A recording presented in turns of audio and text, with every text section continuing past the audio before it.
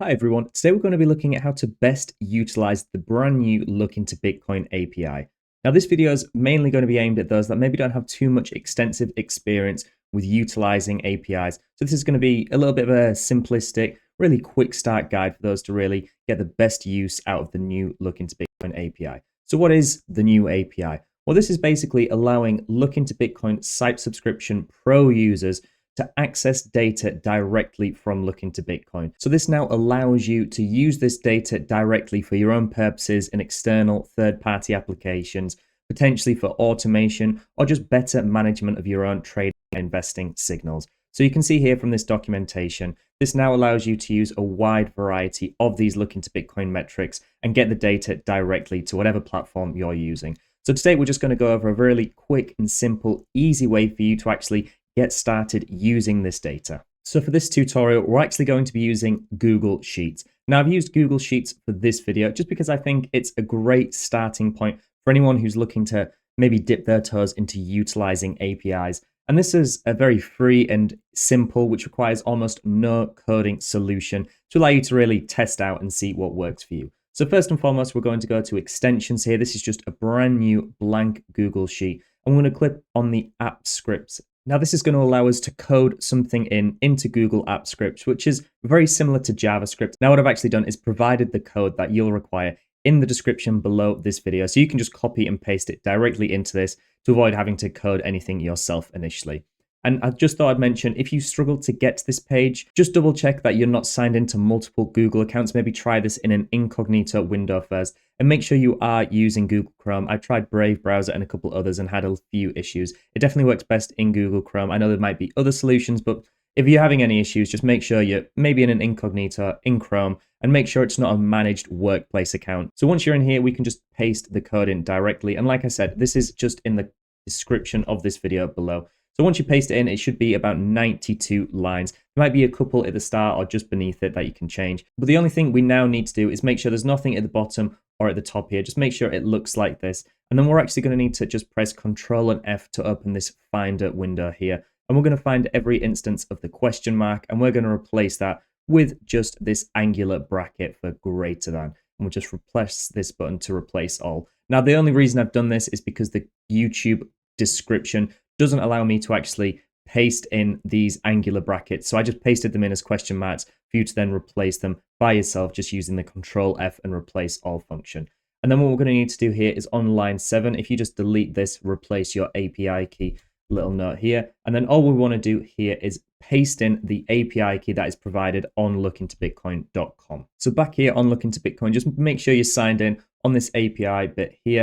And I'm just going to unmask this so you can see my API key at the minute, but you can press this rotate API key and it'll just alter the last few characters in this key so you can actually chop and change them and make sure you're always using a very fresh new API key. And for this method, we're actually going to be using header authorization, which is the most secure way to utilize APIs.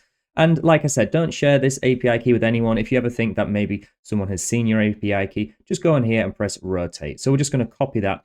And just very quickly, just one way you can actually ensure that the code that is being provided here is totally fine. I know it's open source and provided so anyone can look through, but if you're not entirely confident or feel comfortable using certain pieces of code that you've got online, I've just put it into this code checker here, which is going to make sure there's no external exports, nothing funny going on here. So you can see that there's no security issues in this code. It's all here. It's very simple. It's just a few basic lines that is actually being used to pull the data from Look into Bitcoin. So back onto this Google App Scripts here, I'm just going to use that code, the API key that we've just copied, and I'm going to paste that in here. Then all I'm going to do is up in this button here, press Save Project. You can rename this to whatever you'd like. So you could call it Look into Bitcoin API code, just whatever you want. It doesn't really matter.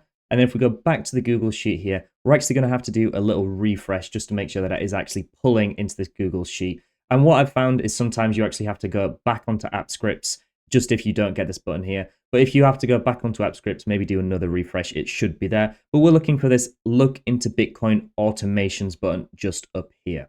Now, there's only 2 more things you have to do before you can actually start pulling this Look into Bitcoin data. We're just going to rename this sheet at the bottom to metrics. So just METRICS. And then we're going to make another tab and we're just going to rename this data. Now, this is because what we're doing initially is just pulling all of the available metrics through the Look into Bitcoin API onto this first page, and then any one of these metrics we can actually pull the data for individually, and it'll then land in this data sheet here. So once you go up here to the Look into Bitcoin's automation, you're going to press Get Metrics List. And what you're going to need to do is just authorize this script for the first time you use it. Now, this is just a Google security check, as this is just a piece of code, an app script that you have pushed yourself and it isn't verified by Google or anything. You're just going to need to press OK on this. And then you can actually see here, but you'll just need to press on the account that you're signed in to, press Advanced and press Go to Project. And then once you press Allow, it's going to allow you to actually use the script we've just used. So once we've done that, I'll have to go back up to this Look into Bitcoin Automations button and press Get Metrics List. And now it's actually going to show us all of the metrics from the Look into Bitcoin API that we can utilize. And from any single one of these, we can pull the entire data history from Look into Bitcoin directly. So for example, if I just scroll up here, and if I, for example, wanted to use the Bitcoin Investor tool, I just click on the Bitcoin Investor tool, go back up to the Look into Bitcoin Automations button and press Get Data for selected metric. Now this is going to go into the data sheet we just created and renamed. So if I go over here now, we can see this is the entire history of the Look into Bitcoin Investor tool directly into Google Sheets for you. Now what I do here is I just duplicate the sheet, so we have copy of data, and then I rename this Investor tool.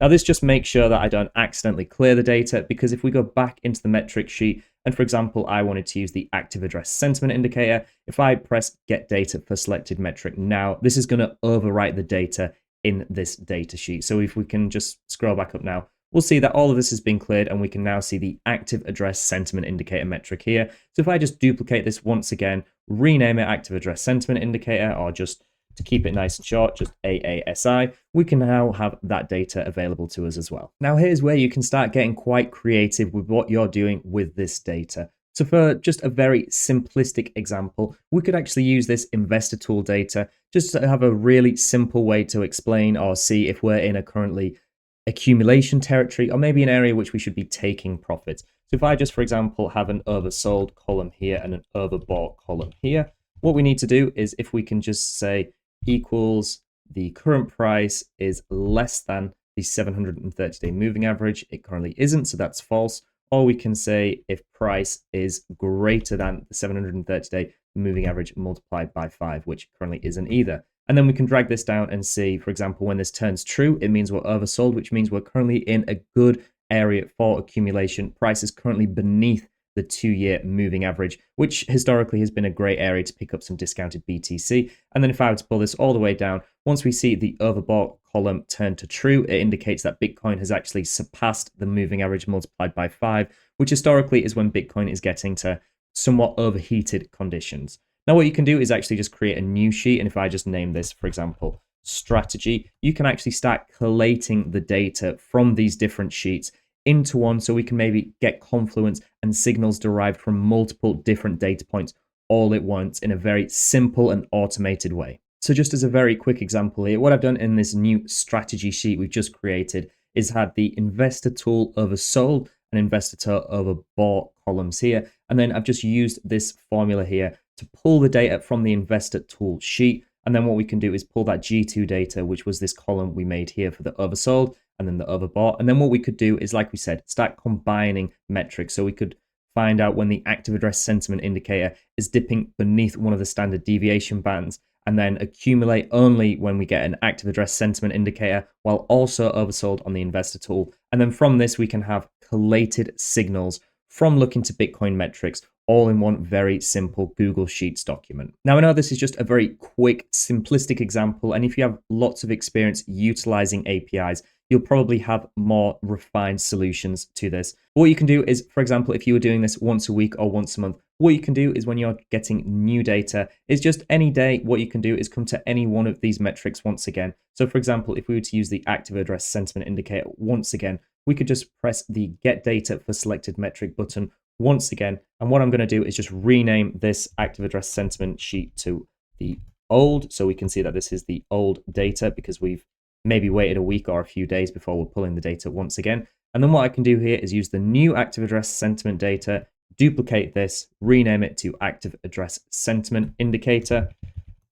And then what we can do is just maybe delete this old column. But what you need to do first and foremost is in this strategy sheet here, if you were to, for example, rename the investor tool to old before you re-pull the data, what you need to do is go into your strategy sheet here and just make sure that you've deleted the old from the data here. And now it's going to give me an error because I haven't actually created the new investor tool sheet yet. What you need to do is just go through quickly and do all of that, or even have your own automation. This was just a very simple 90-line script. I'm sure you can very easily have additional buttons and tools through other YouTube tutorials to expand on this. Originally, I was going to have it a button that pulled data and created a new sheet for every single metric, but there are 81 different metrics and I didn't want to overwhelm users if this is their first time utilizing APIs. So hopefully this has kickstarted your journey into utilizing data APIs. What I'm going to do is just rotate the API key I used in this video just so it's not utilized by anyone else.